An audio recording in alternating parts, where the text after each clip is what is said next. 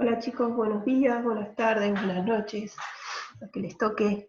Vamos a empezar esta clase en esta modalidad virtual.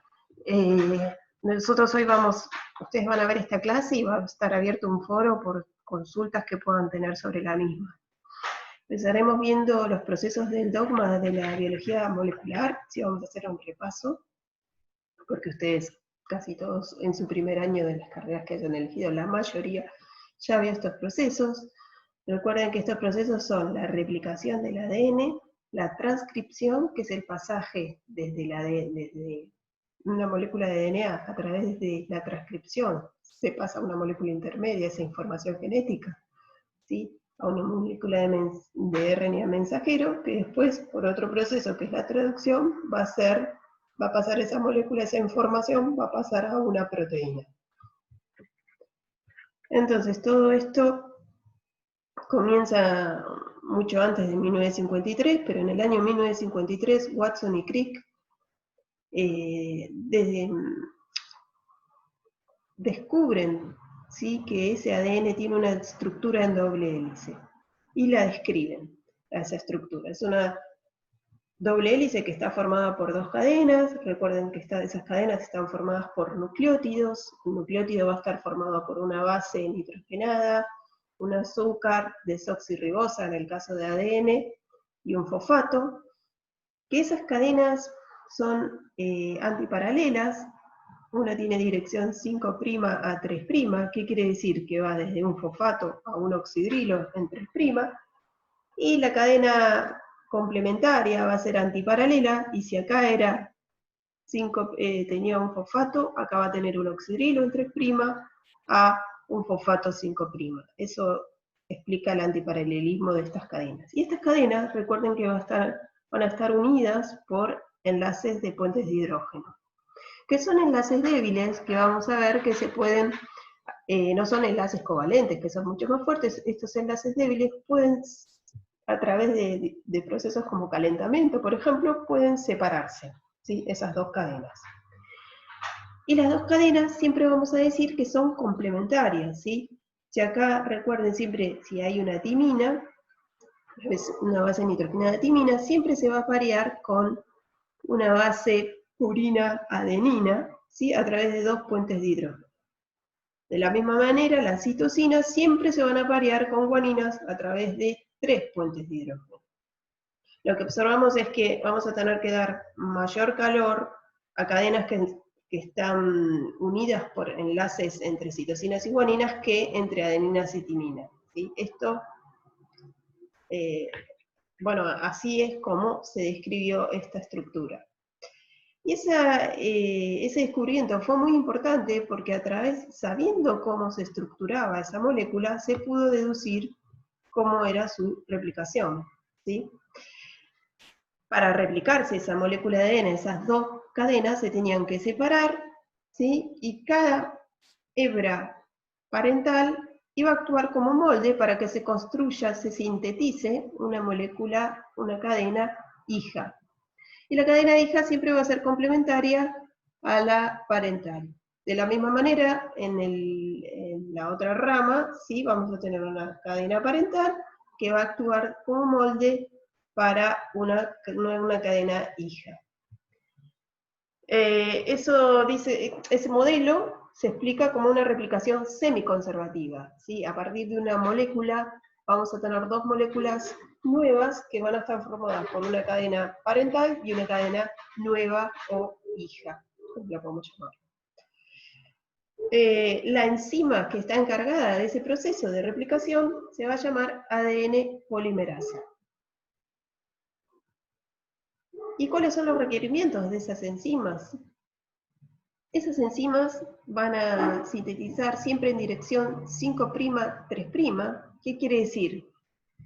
Que si ellas van a elongar la cadena, ¿sí?, desde un oxidrilo 3', ese oxidrilo 3' va a hacer un ataque nucleofílico a un nucleótido, ¿sí?, que, recuerden, ese nucleótido va a estar formado por un azúcar, una base y 3 fosfatos. Y cuando ese oxidrilo hace un ataque nucleofílico a este fosfato, ¿sí?, se va a hacer un enlace entre estas dos moléculas, ¿sí? Entre estos dos nucleótidos, un enlace fosfodiéster, y de esa manera este nucleótido es incorporado a la cadena hija. Para eso, entonces, para este proceso de síntesis vamos a necesitar, desoxirribonucleótidos trifosforilados, ¿sí? Nucleótidos, desoxi porque están formados por desoxirribosa, ¿sí? Trifosforilados porque necesitamos que tengan 3 fosfatos, y también vamos a necesitar magnesio, que es un cofactor que necesita la ADN polimerasa para actuar, un molde, que es una cadena parental, sería, a la cual nos va a decir qué base nitrogenada tenemos que adicionar de acuerdo a ese molde, un cebador, y acá lo vemos, siempre es un cebador, siempre va a estar, la DNA polimerasa va a necesitar DNA que esté unido a la parental.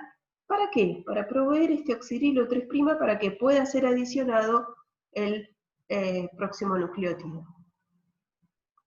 Estos conceptos son importantes y los vamos a rever cuando veamos técnicas que usamos en el laboratorio, ¿sí? Técnicas que usan síntesis de ADN para usar todos estos principios. Entonces, de vuelta, acá está la replicación. Tenemos la plantilla o molde, tenemos el cebador, que provee el oxidrilo 3'.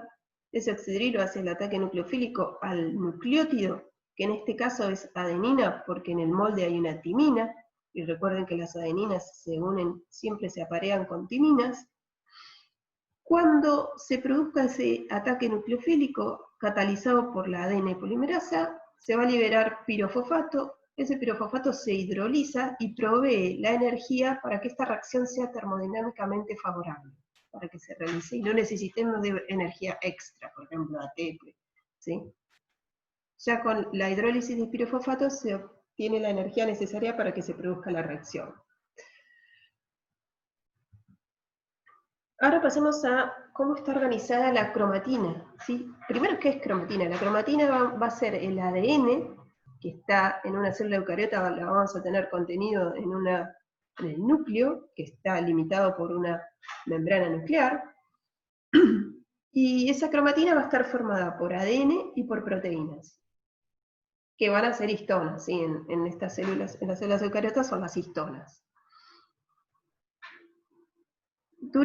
Acá lo que vemos es el ciclo celular, ¿sí? Si ustedes se acuerdan, el ciclo celular tiene distintas fases, una fase G0, una G1, que se prepara para síntesis de ADN, la fase S, que es cuando se replica el ADN, o sea, cuando actúa la ADN polimerasa, se replica el ADN, en la fase G2 la célula se prepara para dividirse, y en la fase M es cuando se divide. Y en G2, recuerden, el ADN se condensa y se forman estas estructuras que son los cromosomas. Los cromosomas, como los vemos acá, solo los vamos a observar en mitosis, ¿sí? En el inicio de la mitosis. En el resto del ciclo celular, que es lo que vemos acá con la línea azul, en todas estas fases, que llamamos interfase, a toda esa gran fase, la cromatina, ¿sí? No va a estar condensada en esta estructura de cromosomas, sino que va a estar en el núcleo en distintos grados de densidad, ¿sí? De condensación. Vamos a tener eucromatina, mucho menos densa, y vamos a tener heterocromatina, mucho más densa, concentrada y más pegada sobre la membrana nuclear. ¿Sí? Acá lo que ustedes ven, esta es una fotografía tomada con microscopio electrónico, y lo que se ve es el núcleo y la doble membrana nuclear con los poros nucleares, y la heterocromatina pegada a esa membrana nuclear, y la eucromatina. De este lado lo que se ve es todo citoplasma. La eucromatina, que está menos condensada, son los genes que se están expresando, ¿sí? Si uno para que haya expresión, ahora lo vamos a ver, necesitamos que se produzca la transcripción. Necesitamos que proteínas interactúen con ese ADN, entonces el DNA no tiene que estar condensado, digamos, empaquetado, tiene que estar más libre. De este lado tenemos cromatina que está más condensada, menos libre, ¿sí? Y que corresponde más que nada a DNA estructurales, ¿sí? Que forman los telómeros, los extremos de los cromosomas, o los centrómeros, ¿sí? Y cromatina que corresponde a, tiene ADN que es no codificante, que es más vale estructural. Lo que se está expresando está en la eucromatina. Y acá vemos un poco cómo es esa interacción entre la cromatina y el ADN, ¿sí? Cómo esas histonas forman los nucleosomas, tenemos la histona 1 que conecta esos nucleosomas, y se va condensando a distintos niveles, ¿sí? Y el grado mayor de condensación se logra cuando se forman los cromosomas. Esas interacciones que se producen entre la cromatina, el ADN y las histonas, es una interacción que está que es dada por la atracción que existen entre las moléculas. El ADN, como ustedes saben, tiene carga negativa por los fosfatos, y las histonas siempre tienen cargas positivas, ¿sí? Esas cargas se pueden modificar, pero en general cuando están interactuando, la histona tiene carga positiva, el DNA tiene carga negativa y se atraen.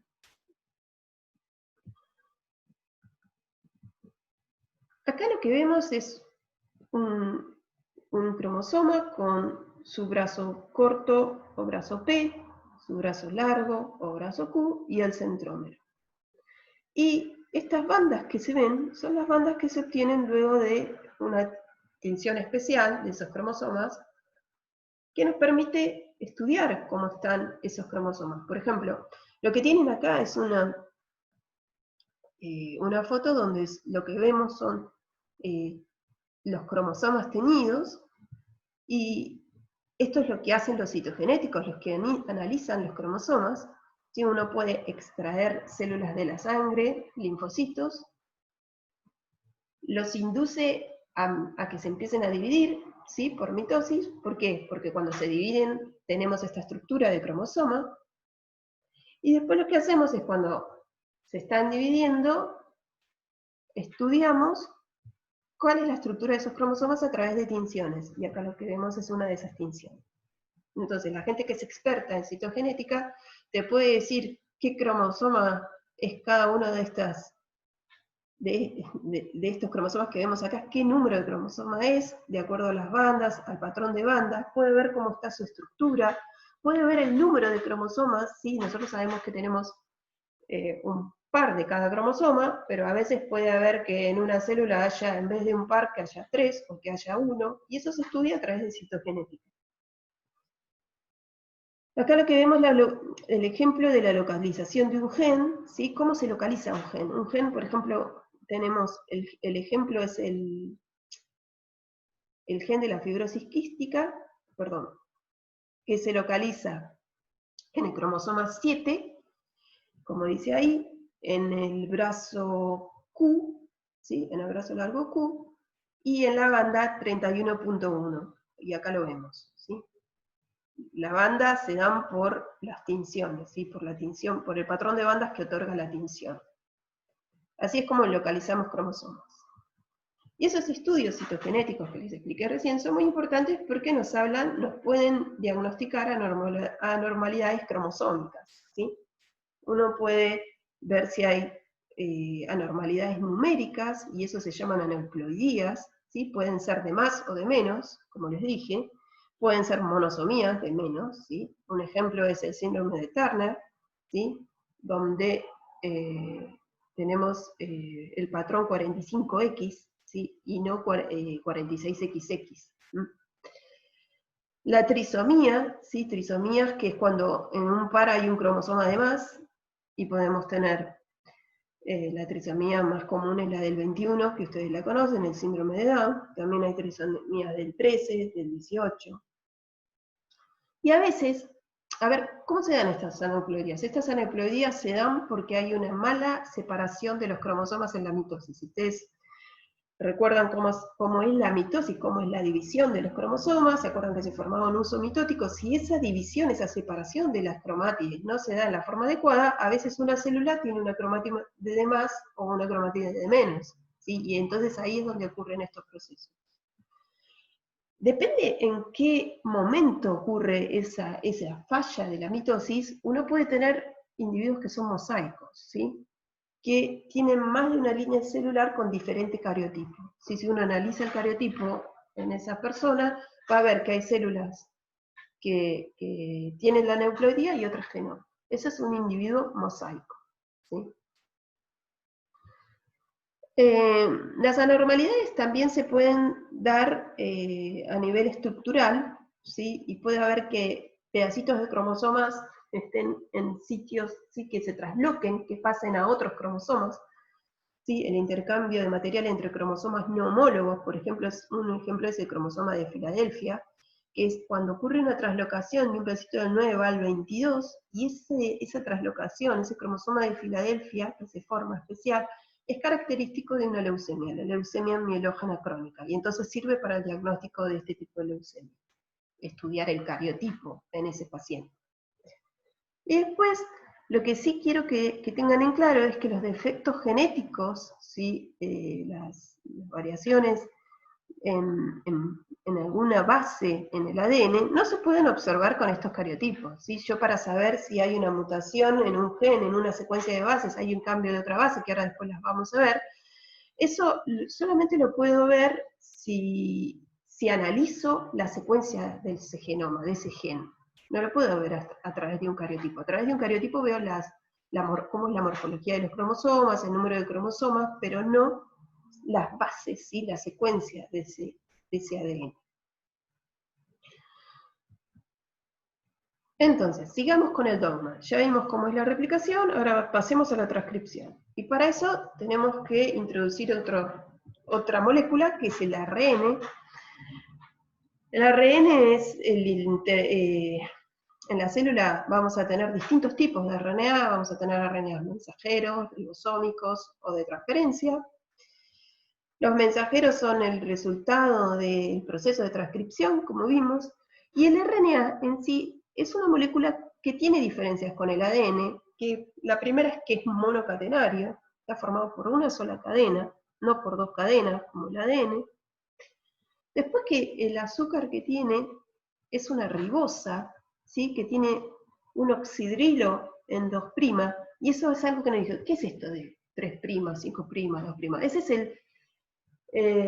ese número corresponde al carbono dentro del azúcar, ¿sí? Fíjense, este es 1', 2', 3', 1'. 1'. A ver, es 1'. Sí, perdón, va para el otro lado.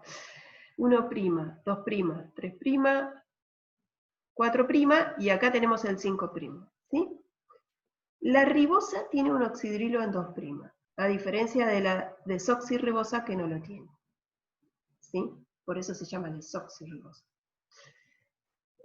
Otra diferencia es que la base uracilo reemplaza timina. No tenemos timina en el RNA, sino que tenemos uracilo. Y recuerden, bueno, como dije recién, que hay 3 tipos de moléculas de RNA: mensajeros, ribosómicos y de transferencias. Y todas esas moléculas, ¿sí?, tienen, ¿sí?, el RNA mensajero, es el que proviene, el resultado de la transcripción, como lo vamos a ver ahora. El ribosomal y de transferencia, después lo vamos a ver, actúan en el proceso de traducción. Entonces, ¿cómo se estructura un gen y qué estructuras tiene que tener para que se produzca este proceso de transcripción? Y ahora nos vamos al gen en el ADN, ¿sí? ¿Cómo un gen va a pasar a una molécula de mensajero? Para eso vamos a necesitar una unidad de transcripción que va a estar formada no solo por la secuencia codificante, ¿sí?, que recuerden que son los exones, ¿sí? Los genes eucariotas se dividen en exones e intrones. Los exones corresponden a la secuencia que codifica para los aminoácidos de la proteína, ¿sí?, que codifica ese gen. Y después tenemos los intrones. Los intrones son secuencias no codificantes que van a ser eliminadas en el proceso en un proceso que se produce después de la transcripción, post-transcripcional, o durante la transcripción. Y entonces lo que vamos a tener es, esos intrones ¿sí? No codificantes, exones codificantes. Un sitio de inicio de la transcripción que va a decir acá comienza la transcripción, ¿sí? Un sitio de terminación de la transcripción, una señal donde se agregue adeninas, ¿sí? Porque todos los mensajeros tienen una cola de poli-A en el extremo 3'. Y además, muy importante, por delante, ¿sí?, de ese gen va a haber una secuencia de ADN que se va a llamar promotora, con unas secuencias características, ¿sí? ¿Qué quiere decir? Todos los promotores van a tener estas secuencias en eucariotas de CAT y de TATABOX, ¿sí? La caja TATA y la caja CAT. Aquí es donde se va a unir la DNA polimerasa, ARN polimerasa, ¿sí?, que va a iniciar la transcripción de este gen. Estas son secuencias regulatorias. Además de unirse la RNA polimerasa en eucariotas, tenemos que se unen proteínas que se llaman factores de transcripción, ¿sí? Y esos factores de transcripción se van a unir junto con la polimerasa para que se produzca este proceso de transcripción. Va a haber secuencias más alejadas, que son secuencias amplificadoras o enhancers, que se van a unir también factores de transcripción. Estos factores de transcripción van a interactuar, ¿sí?, espacialmente con esta región donde va a estar el promotor y otros factores de transcripción, y se va a iniciar la transcripción de este gen, ¿sí? Factores de transcripción y la polimerasa se unen e inician la transcripción. Y para eso entonces viene, como les dije, la RNA polimerasa se une al promotor en el primer paso, se abre el ADN y hay una molécula molde de DNA que va a servir para la transcripción, para la formación de una nueva molécula naciente de ARN. Hasta que eso comienza en el sitio de iniciación, como les dije, se produce la elongación de esa molécula, que ahora va a estar formada por ribonucleótidos en lugar de desoxinucleótidos, y en un punto va a llegar al punto de finalización de la transcripción, donde se despega esa polimerasa y se libera la nueva molécula de RNA. Como les dije después, esta molécula, este transcripto primario va a sufrir modificaciones. En 5' se va a agregar una caperuza, ¿sí?, que está formada por un metilo que se agrega a una guanina, se metila una guanina, y en el extremo 3' se va a agregar una cola de poli-A. Además de eliminarse estos intrones y entonces obtener un RNA mensajero, maduro, que va a estar formado solo por los exones, ¿sí?, las secuencias codificantes. Y ese RNA maduro es el que va a viajar a citoplasma para poder ser traducido. Para la traducción, ¿sí?, ustedes recuerden que esas bases, ¿sí?, en tripletes van a codificar para distintos aminoácidos. Y este es el código, ¿sí? Vamos a tener, por ejemplo, el triplete UCU va a codificar para serina, y fíjense, lo interesante es que varios tripletes codifican para el mismo aminoácido, ¿sí? En total tenemos 64 codones, esos tripletes se llaman codones, y vamos a tener un codón de iniciación, metionina, y 3 codones de stop. Y el resto son codones para aminoácidos. Entonces, ¿qué va a pasar? Ese mensajero que viaja a citoplasma, esta molécula en verde, va a ser tomada por los ribosomas. Los ribosomas son complejos formados por RNA ribosómico y proteínas que se unen a ese mensajero. Dos subunidades, una mayor y una menor, forman un ribosoma que empiezan a trasladarse a través de ese mensajero hasta que llegan a una señal de iniciación de la traducción, que siempre es AUG, donde se va a adicionar el primer aminoácido, que va a ser metionina. ¿Sí? Metionina, el codón AUG codifica para metionina. Entonces, para eso, a este ribosoma se va a unir una molécula nueva, que es de RNA de transferencia, que va a tener unido el aminoácido metionina, y va a tener un anticodón que va a ser complementario a ese AUG, para que ese RNA de transferencia pueda acoplarse, ¿sí? Y traer esa metionina. Después se lee el segundo codón. Ese segundo codón va a ser un triplete, que también va a venir un RNA de transferencia a ese ribosoma. Ese anticodón de ese RNA de transferencia se va a complementar con el codón del mensajero y va a traer al segundo aminoácido de acuerdo a cuál sea ese codón. Y se va a producir un enlace peptídico entre esa metionina y ese aminoácido. Y así se va sintetizando la proteína hasta que se llega al codón de stop y ahí finaliza la síntesis de esa proteína. Las proteínas entonces van a tener una estructura secundaria, que es la secuencia de aminoácidos que forman esa proteína. Esos aminoácidos se van a poder plegar en distintas estructuras, y esa va a ser la estructura secundaria. Después a veces se pliegan entre sí esas estructuras secundarias formando una terciaria, y la cuaternaria es cuando se ensamblan distintas subunidades para formar un complejo proteico con una función determinada. Acá tienen un ejemplo, la hemoglobina está formada por 4 subunidades, ¿sí? Esa sería la estructura cuaternaria. Entonces, ya vimos cómo es ese dogma, cómo es los procesos de replicación, transcripción y traducción, y ahora vamos a analizar un poco cómo es esa información genética que tenemos en el ADN. Y vamos a caer en el análisis de las mutaciones, los cambios que ocurren en ese ADN. Que ahora últimamente se ha tendido a no llamarlas más mutaciones, sino llamarlas variaciones genéticas. Así es como las van a encontrar más a menudo. Algunos las siguen llamando mutaciones o cambios, y otros variaciones genéticas. La variación genética es una condición para que ocurra la evolución, porque a través de los cambios que se producen en el genoma, que se manifiestan fenotípicamente en esa célula y después en un individuo, es como evoluciona, ¿sí?, las especies. No existen dos individuos que sean genéticamente iguales, ¿sí? Siempre hay cambios. Entre individuos se calcula que hay un cambio cada 1000 pares de bases que no son iguales, o sea, no todos tenemos el mismo ADN y la misma secuencia de bases, ¿sí? Tenemos variaciones, y algunas de esas variaciones llevan a tener enfermedades. Ya vimos distintos niveles de variaciones genéticas. Una de las que vimos son los cambios en el número o en la estructura de los cromosomas. Y después también hay cambios, como yo les dije, cuando vimos cambios en la secuencia del ADN. Los cambios en estructuras de cromosomas dijimos que los podíamos estudiar analizando el cariotipo de una célula.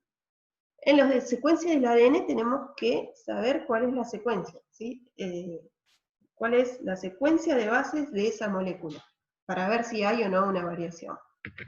Las variaciones genómicas individuales, cambios, ¿sí?, que ocurren de una base por otra entre individuos, se llaman polimorfismos.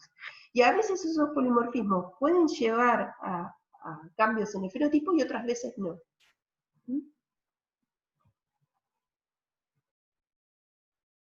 Hay una nomenclatura para esas variaciones de secuencias, ¿sí?, que en el año 2016 una sociedad de variaciones de genoma humano, ¿sí?, realizó recomendaciones, escribieron un trabajo, publicaron un trabajo, donde se recomienda cómo nomenclar esas variaciones genéticas que se encuentran. Y esas variaciones pueden ser sustituciones, cuando se cambia una base por otra, pueden ser deleciones, cuando falta una o un número de bases, inversiones, ¿sí?, cuando se invierte la secuencia, duplicaciones cuando se duplican, ¿sí?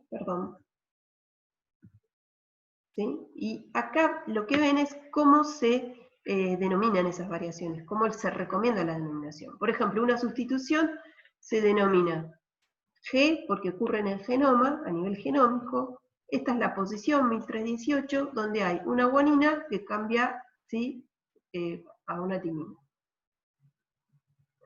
Ese sería un cambio de un nucleótido por otro. Y así están todas estas variaciones. Esta nomenclatura no es que la tienen que conozcan que existen, y si alguna vez alguna vez les van a dar una mutación que tiene un paciente, un diagnóstico de una mutación, se la van a dar en este tipo de nomenclatura. Entonces está bueno que ustedes sepan qué es, de qué se trata, o a dónde ir a buscar para saber qué es eso que le están diagnosticando a su paciente.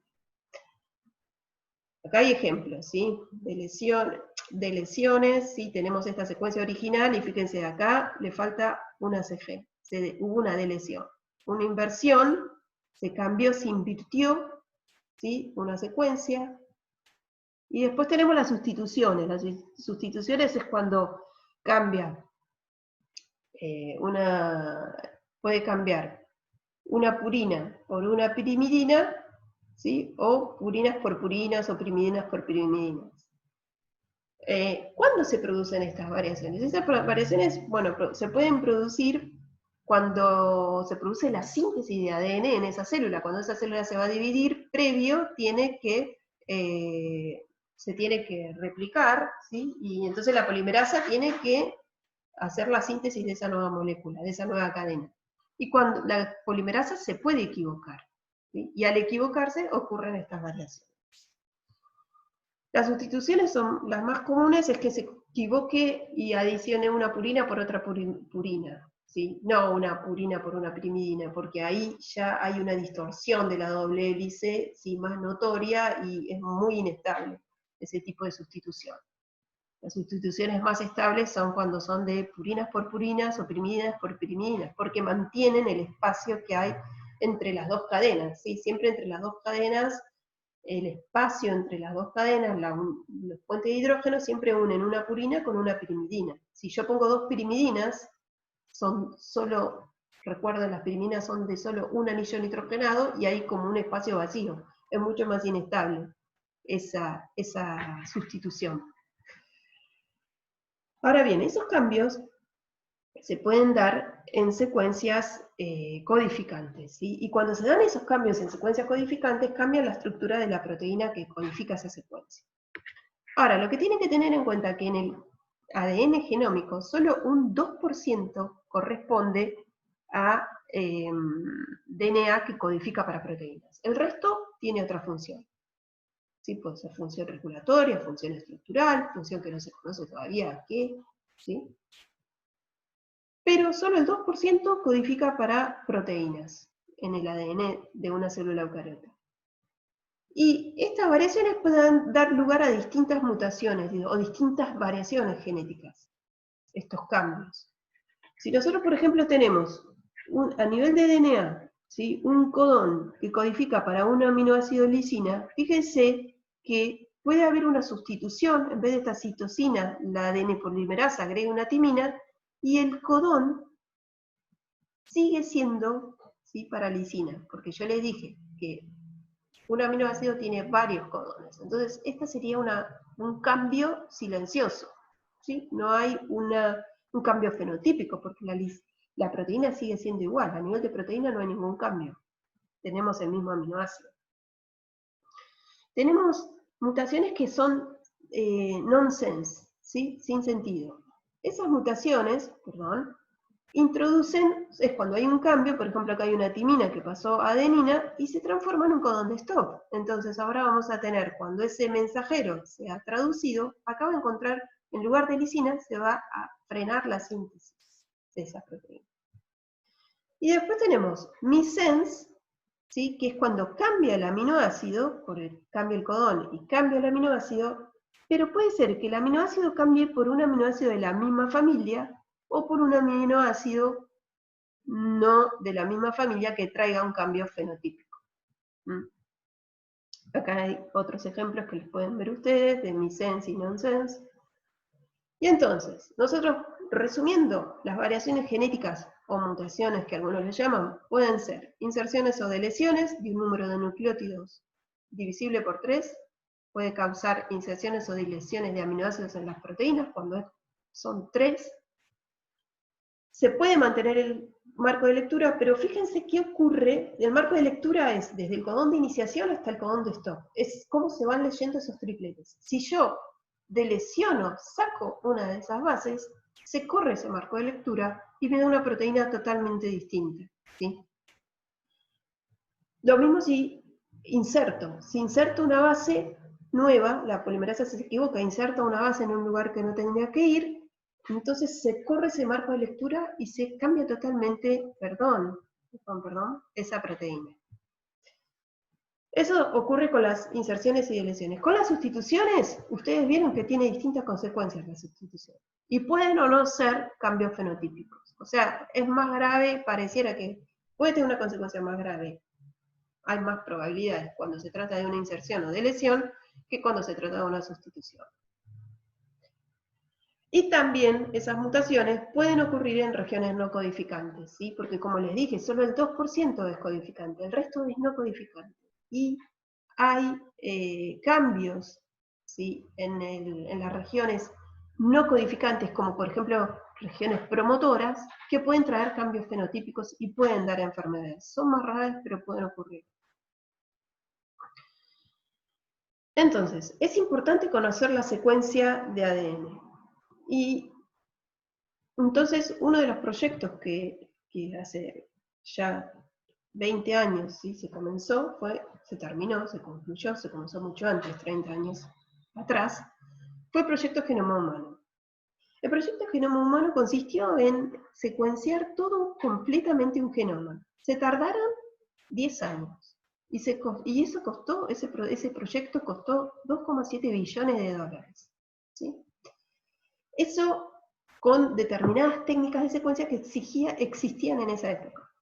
Las técnicas de secuenciación fueron evolucionando de tal manera que hoy día tenemos técnicas, que ustedes las van a escuchar nombrar, que se llaman de próxima generación o NGS, que no vale la pena que yo les cuente cómo es todo ese proceso, pero si les interesa lo podemos ver, cómo son estas técnicas. Lo que permiten es secuenciar todo un genoma y que el costo sea solo $1000. Y les digo, con el tiempo va disminuyendo ese valor. Que se va haciendo más común poder secuenciar todo un genoma de un individuo. Y así es que nació la genómica clínica. ¿Sí? Esta es una disciplina que emergió después del desarrollo de todas estas técnicas de secuenciación. ¿Por qué? Porque descifrar el genoma nos permite comprender ese genoma, saber qué proteínas están asociadas a las secuencias, qué es lo que ocurre con ese genoma, cómo es cuando tenemos un paciente con cáncer, qué genoma tiene, asociarlo, vincular genoma entonces con enfermedades, mejorar el tratamiento y el diagnóstico ¿sí? de pacientes, y también mejorar la efectividad de sistemas de salud a lo largo. ¿Sí? Es una disciplina que está emergiendo y está en la práctica clínica. Ustedes van a ver que cada vez más los médicos tienen indicaciones para secuenciar genomas. Hay empresas que secuencian genomas y que uno puede mandar si quiere, si está dudando, si quiere saber qué enfermedad puede tener un paciente. Tiene toda la clínica, ¿sí? los signos y síntomas que presenta ese paciente, lo puede asociar a una enfermedad, pero lo confirma como con el diagnóstico genético, ¿sí? Con la genómica clínica. Entonces, la genómica clínica impacta en 3 áreas. La vamos a ver en prevención, y eso lo vamos a ver en una clase de consejo genético que vamos a tener más adelante, donde vamos a ver que uno puede estudiar al padre, la madre, estudiar su genoma y saber qué tipo de posibilidades o de enfermedades, probabilidades tienen sus hijos de tenerlo. Sí, entonces la genómica impacta en la prevención, impacta en el diagnóstico, como dijimos, y también en lo que se llamó farmacogenómica. ¿Sí? Ahora, nosotros, si tratamos a un paciente con una droga, tratamos a un grupo de pacientes, pero no sabemos si en todos esos pacientes tiene el mismo efecto la droga. Puede ser que la droga sea beneficiosa, pero sea tóxica, que sea tóxica y no beneficiosa en algunos grupos de estos pacientes, que sea no tóxica y no beneficiosa, o lo esperado, ¿sí? Que sea no tóxica y beneficiosa. Esto sería lo esperado, pero quizás en el grupo que estamos tratando ahora, tenemos todo, con una determinada droga, tenemos todo ese espectro. ¿Y quién lo puede diferenciar? ¿Qué técnica puede diferenciar esos distintos subtipos que tenemos de pacientes? La genómica, ¿sí? analizando su genoma, uno puede saber en cuáles pacientes la droga va a ser tóxica o no. Y eso es lo que se llama farmacogenómica. Todo esto lleva, la genómica, lleva hacia una medicina más personalizada, ¿sí? Y a nivel genoma. Entonces los análisis genéticos se hacen cada vez más populares y ahora uno puede pedir el genoma de un paciente, como les dije, es un poco caro, pero es accesible para algunas personas. Puede pedir lo que se llama exoma. Exoma es solo que se secuencie lo que se expresa, ¿sí? Solo los genes que codifican para proteínas, que eso era solo un 2%. Es mucho menor lo que las técnicas de secuenciación.